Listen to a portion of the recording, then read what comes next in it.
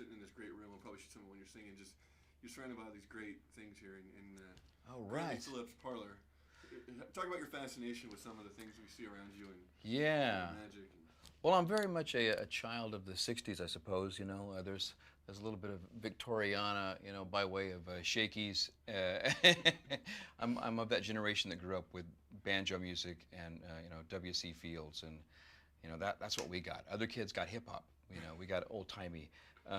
But yeah, I was a kid magician growing up in Northern California, and so that's, you know, that's sort of like evident of my my preoccupation with all of those things. Probably it's made its way into my songwriting and you know, a lot of the album art and all that kind of stuff. You know, one leg and you know, the other century there. yeah. Well, at what point did that, starting as a comedian, at what point did the music then become your passion from that? I guess I was, you know, I was pulling dubs out of a pan from the age of 10, and then when I became 13, I picked up the guitar, and that was sort of, I think all the basically all the magic tricks and the dubs went into another trunk, and it was just all about the guitar from that point on. Um, yeah, I mean, I learned a lot of the ropes of vaudeville and showbiz at a place called Pollardville up in Northern California. And funny enough, it's finally going to be done away with. You know, after all these years, it was a great vaudeville melodrama revival house, and there I was able to juggle and do my magic and play the banjo and a little song and dance and all of it. You know, so it was like I got to learn the ropes the old school way. Very good. Yeah. For those people that haven't seen you play live and don't know what you're all about, how is that kind of stuff taken over into your live shows? That kind of persona, that kind of thing. How does that work its way onto the stage? You know, I guess it's sort of like being thrown into the fire. You know, you have no other choice but to start dancing. You know, the coals are hot, and your shoes are on fire. So, if anything, that's kind of what I took from those early experiences. You know, the almost the idea that you never know what's going to happen when you step on a stage. You know, I quite prefer it that way. I'm one to, you know, to write out a set list and never go by it. You know, I never quite know exactly what the show has in store for me or the audience. And I like that. I think that's kind of the thrilling thing about playing live, you know. And even, I guess when it comes to making records, that can be part of the thrill as well. Yeah. You know, yeah, you just go in, you turn the tape on, and let's capture something here, you know. Let's chase down a ghost. Are nerves ever involved? That's something you got over early in your career, or is No, there a sense of that? No, in fact, you know, I would hesitate to step on a stage not feeling nervous. I think it's always just, you know, it's just something that you incorporate, you know, that feeling, that sort of jittery feeling. And no, I've come to depend on it, you know. It's the thing that sends some sort of jolt of electricity into my brain and allows my mouth to work, you know, while my feet are tapping. Talk about some of the, when you're a young age, besides being influenced by magic, and obviously music as well, some of the artists that are obviously on this record. Right. Seen some of these bands maybe for the first time at a young age, and what those first experiences were like for you.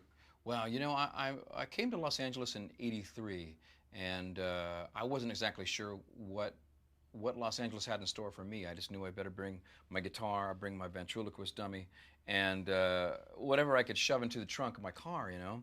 And when I arrived here, I found that there were all these great bands making independent albums, you know, or doing it on their own, you know, playing clubs, maybe, you know, putting the records out on a small label, and that really captivated me. I thought, man, this is much more interesting than all of the things that are going on elsewhere. You know, I mean, this was a time where the lines were clearly drawn. You know, you knew which side you were on. You know, either you were one of those sort of big hair, highly flammable, hairsprayed kind of bands with the little German symbols over your name that you couldn't read, you know, or you were going to take the road less traveled. And so, you know, I chose the latter.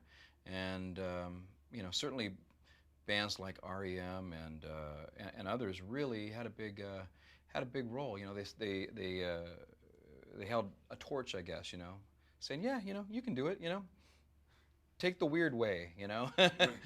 Take the weird way home. Is there a special satisfaction? To paraphrase Supertramp. Yeah, right. Is there a special satisfaction in then becoming part of that kind of club, knowing that everyone around you, like, without being snotty about it, is that like, oh, these are my bands, and everyone knows who they are? And well, you know, I feel like because some of the best music in the '80s you had to search for it made it, it made it more important.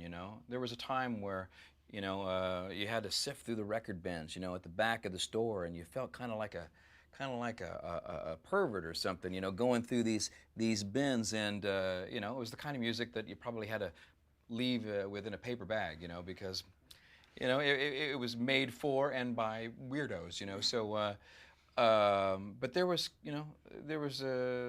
something special in that. That was your tribe, and I think a lot of us who went through that, found our identity in that time, and so this music is sort of fused with, striking out on our own and everything. I mean, maybe each generation has something like that. There are kids on the internet, just as we speak. Searching around, trading samples and MP3s and Lord knows what else. We don't even want to get into that. But each generation has its own. How many of those records you discovered right away? Did you pull out a guitar and start learning some of the songs maybe that wound its way into? Well, I'm probably a sponge to this day, but I certainly was when I was younger. I'm like I was saying, I was like 13 when I picked up the guitar, and so immediately, tried to work out every lick, to every Johnny Cash prison song, and then all the Merle Haggard prison songs. I mainly worked on prison songs to begin with, and and then later on, I hit upon Nick Cave, and he was singing prison songs, and so, before I knew it, I'd worked up a good set of them. You could do all your little riffs like that, and they're not even in my brain, they're in my muscle memory in my hands. And so those things kind of still inform me, and it's probably the case with all of this music from the 80s. It's like it's in my blood, and it's like mercury, it's not coming out anytime soon, It's a special kind of music, not really built to be immediately delivered. It's like it's time released, because it's dense. It's got mood. It's got interesting lyric. All of that kind of stuff that I really love so much. And I think it gets harder and harder, especially in this sort of soundbite world, to get that kind of effect across. Mm-hmm. If it takes you a minute or two to get to the chorus of the song, if it has a chorus, then that can be a source of impatience these days. Yeah. Why now for this record then? How long these songs sitting with you for, 20 plus years? And yeah. Why take the step now and put this out? I think I just wasn't courageous enough to make such a leap until now. I mean, to be honest, it's really the kind of record that's built for my fans and most especially for myself, and for my wife to listen to, and it's really it isn't such a lofty pursuit, but having said that, it's kind of a difficult thing to make such a cavalier move, or such a casual move when one is concerned about, how will this affect my career, and and how many, what if nobody gets it, that kind of thing, Whereas you get to a certain point in your life and you realize, well, life is probably too short to ponder these heavy questions. Let's put the stupid thing out, I like it. Hopefully you'll like it, and I think that's probably served me well to kind of to be a little more free with it. Sure. How many of these songs, I've heard a few of them in your sets over the years. How many of these songs have you been playing for a while? How many have you just played for the first time, maybe for the record? It's probably about probably 75-25, I guess. No, 78-23. I'm off on my math. But a lot of them, like "Love My Way" and "Wave of Mutilation," I just began playing them in the course of touring, just to shake things up. And before I knew it, I had kind of about a third of a record there. I thought, man, I should just put these together and put them on a record.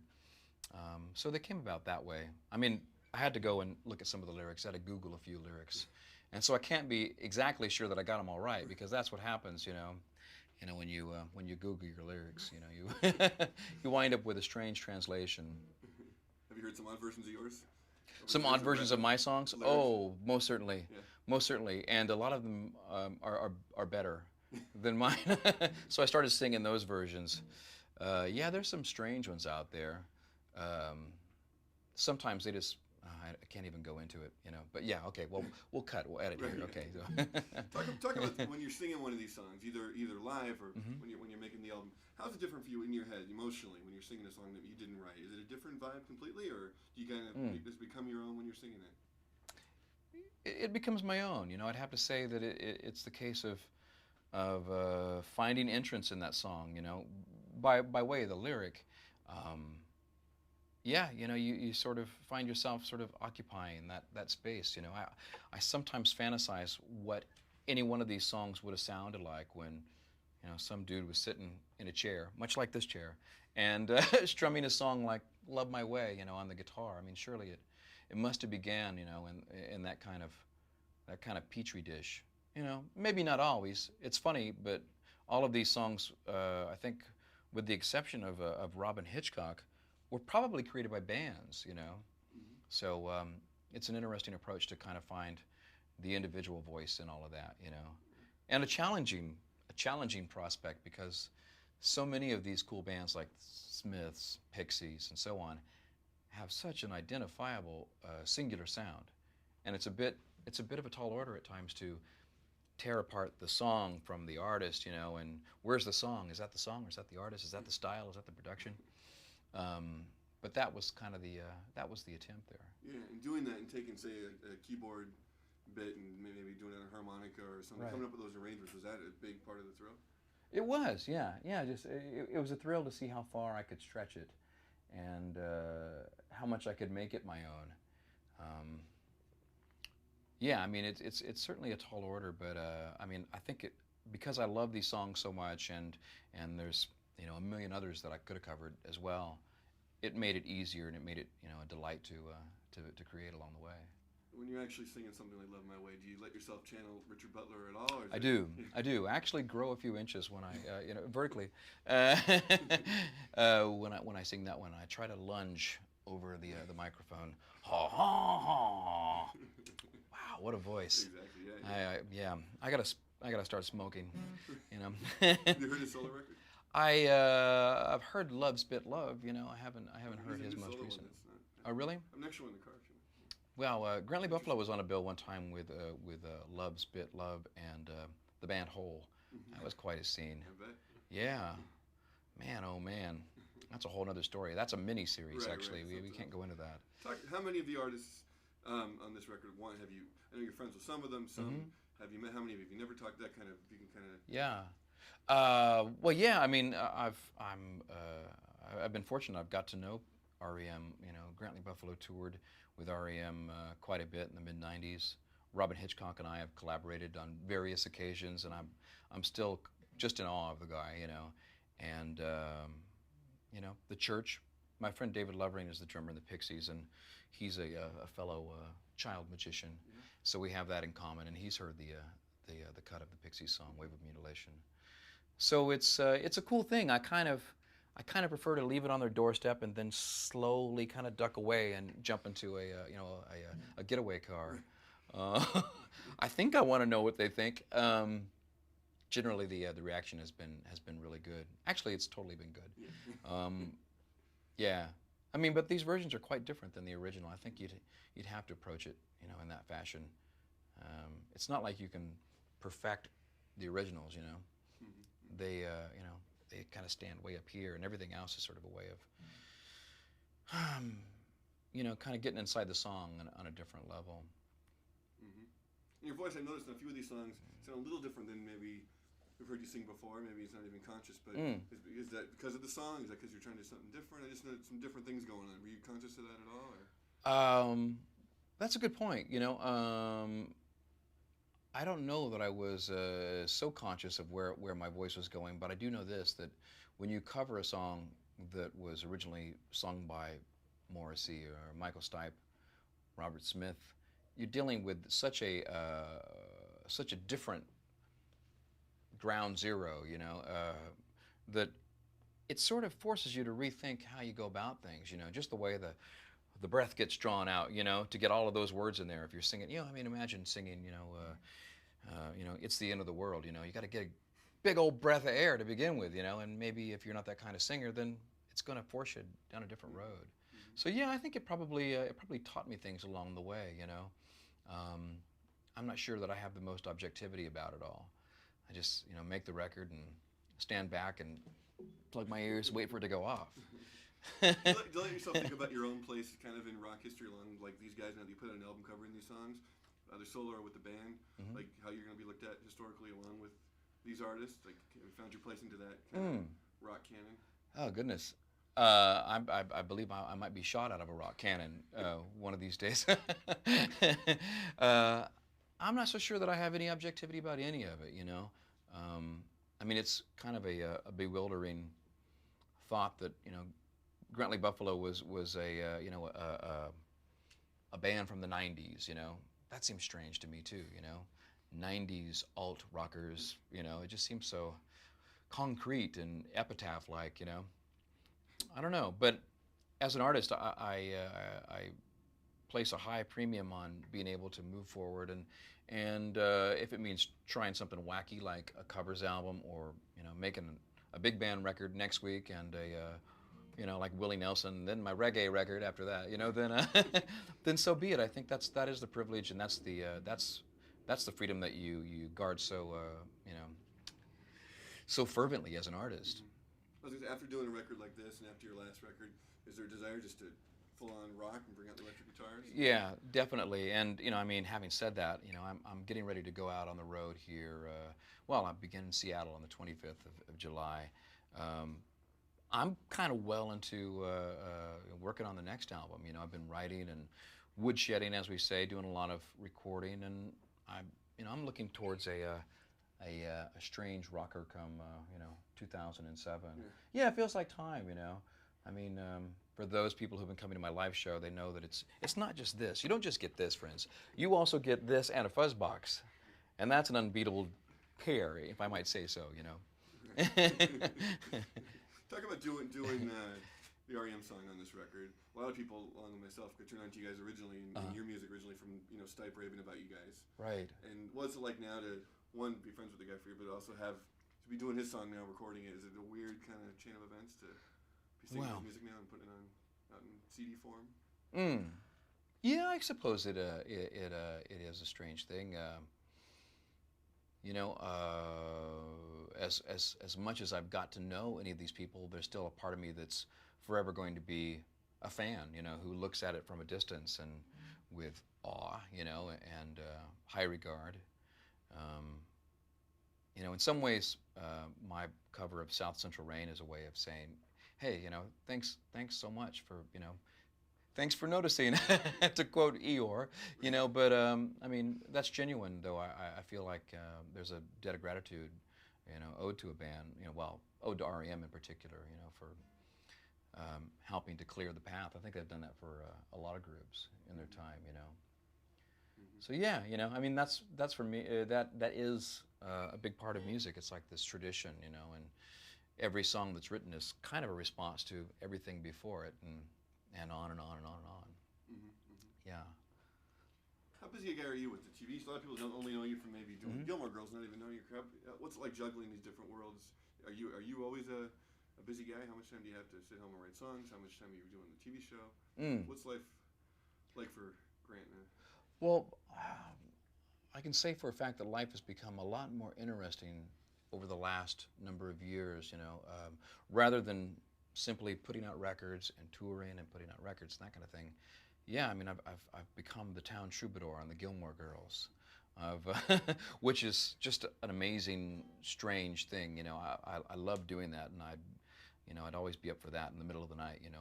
When that red phone rings for the big light, the Gilmore hotline, then I'm there. So that's one side of what I do these days. I've gotten involved in scoring films and some television production, and all of these things keep it interesting. All of that high-profile stuff is great for a band or for an artist, but in terms of the longevity, in terms of playing one of these things over the course of a lifetime, I think you have to sort of welcome new opportunities and new challenges. I mean, that really keeps it interesting, and probably keeps me coming back for more. I don't feel like I've got it all out yet.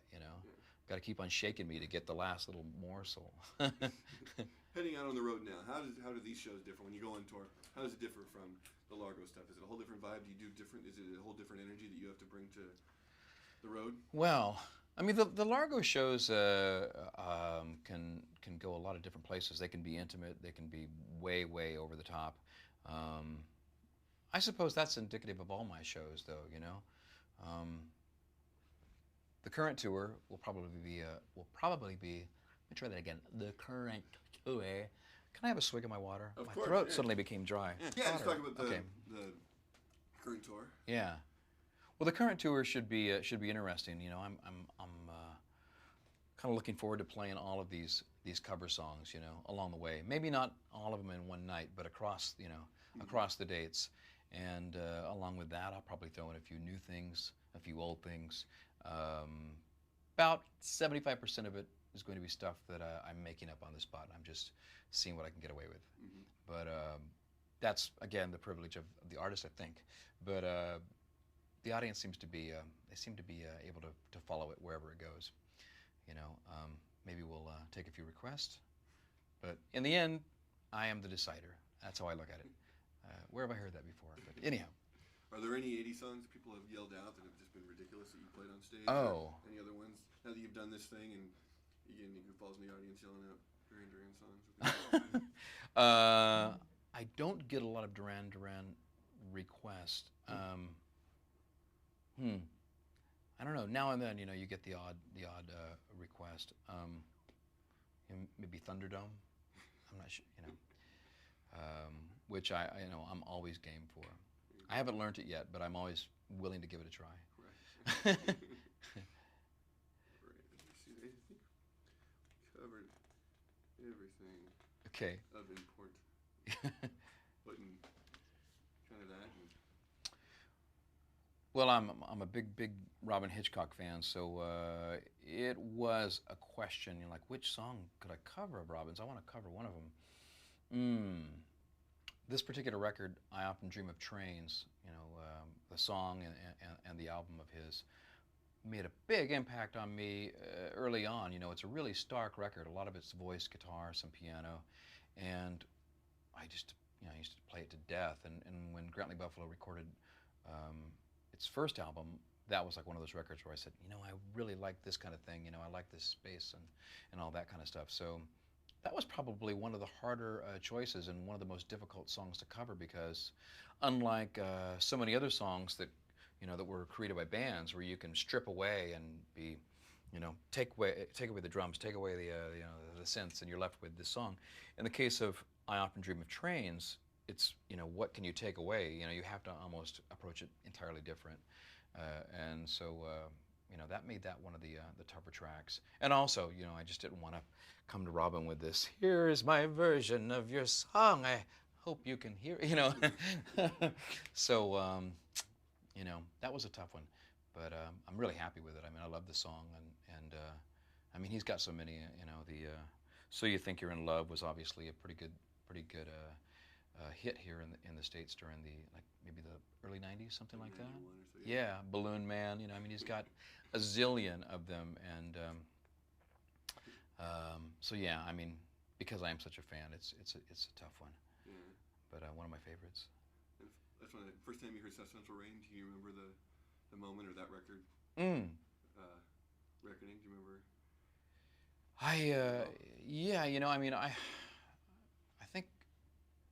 think you'll find with any of these songs, with I don't know if it would be true with my own version, but when you hear a song, especially if it hits you at a certain time in your life, you almost instantly are bombarded with images of where you were at the time, you know, and what was going on in your life. And you know, this was probably soon after I'd moved to Los Angeles, and I remember hearing that record, and it was kind of like I had to almost adjust my ears because I really hadn't heard anything like it, you know.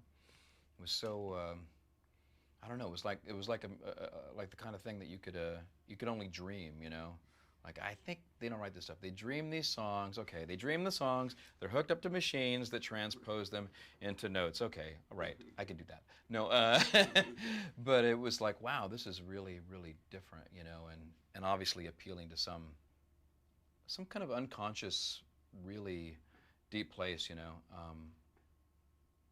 Yeah, really different, really, really, really different. And you know, I mean, they're I don't know, one of those kind of bands that I'm always intrigued to see where they're going to go to next. Yeah. And lastly, just what's it like knowing that people like yourself with these artists look to you and your music along the same way and with admiration and hold you and what you do up as much as you hold these artists on the CD? Is that a great feeling at this point in your career, knowing that you've kind of created that body of work and layers? Yeah, I mean, I'm certainly you know, certainly humbled and appreciative that, you know, that maybe along the way that my music might have made a dent in the you know, in the listening of anyone, really. I mean, that's a pretty cool thing, you know. It's something that you can't really wrap your head around, though, you know. I mean, probably a pitfall in some ways, you know. You go about your life playing guitar and writing songs, and then one day, if you're lucky, you get to put a record out, and it's like you've been shouting into outer space forever, hello, hello, and then one day, hello, hello, and you don't know what to say, you know, because you've just been shouting into space for, you know, 30 odd years or whatever, you know. And so it's a hard one for me to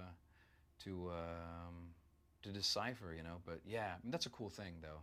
And now and then I do meet people who've, you know, maybe they've started up their own band, and now they're putting out records, and that really makes me happy that's you know, that I might have influenced them in, you know, in a good way. Hopefully a good way. Very good. Very cool. Well said.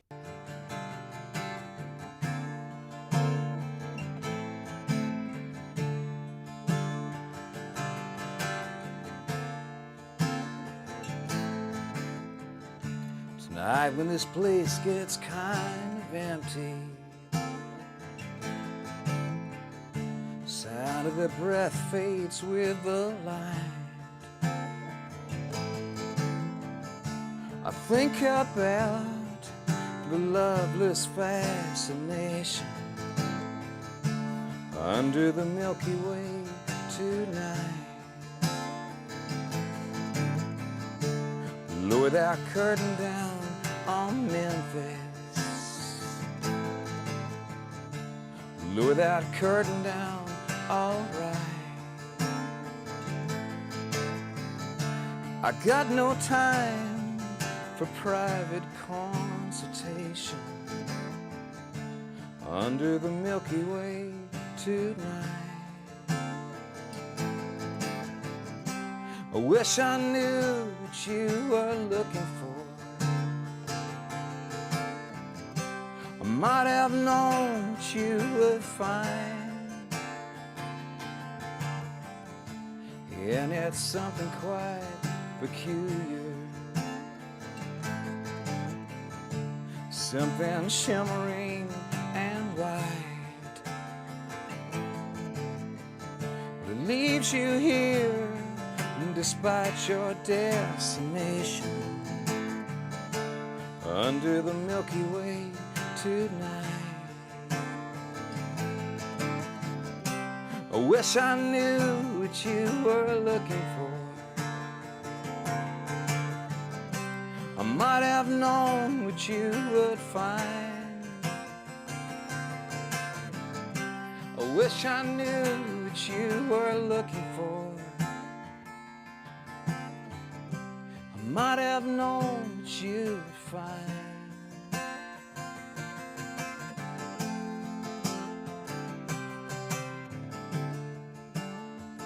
What you would find, what you would find, and it's something quite peculiar, something shimmering and white. It leaves you here despite your destination under the Milky Way tonight, under the Milky Way tonight, and under the Milky Way tonight, under the Milky Way.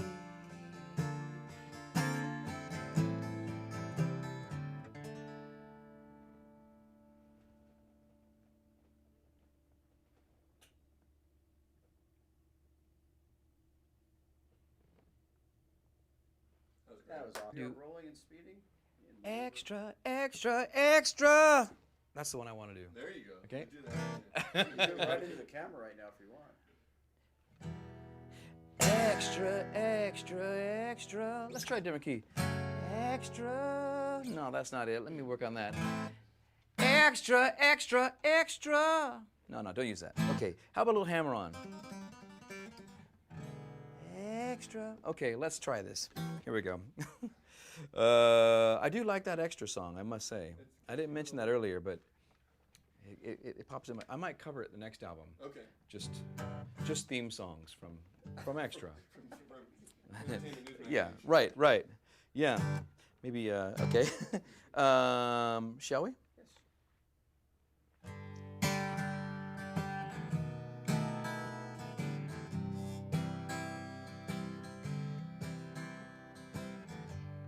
Cease to resist, giving my goodbye. Driving my car into the...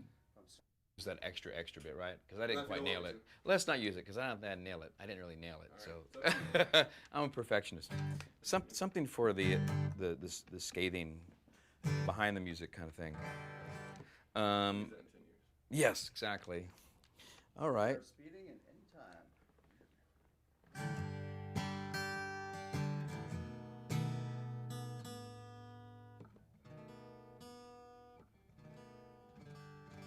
Okay, one more time.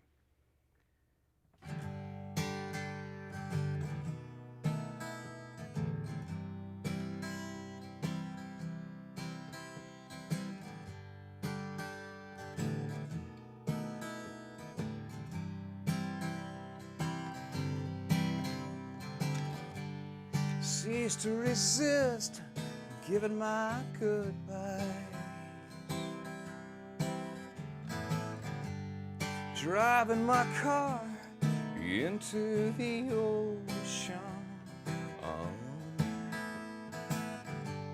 You think I'm dead, but I sail away on a wave of mutilation. Wave of mutilation, wave of mutilation, wave, wave.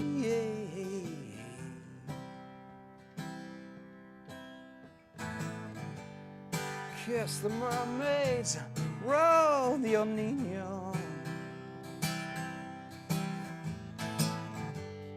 Walk in the sand with the crustacean.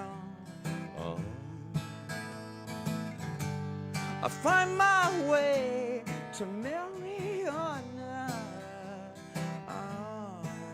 on a wave of mutilation, a wave of mutilation, a wave of mutilation, a wave.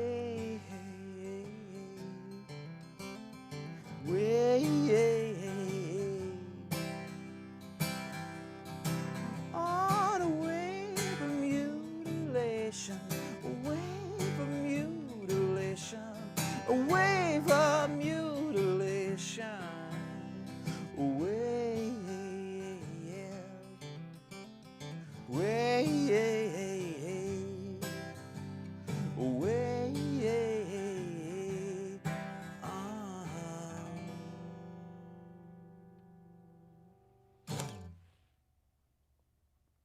That was great. Cool.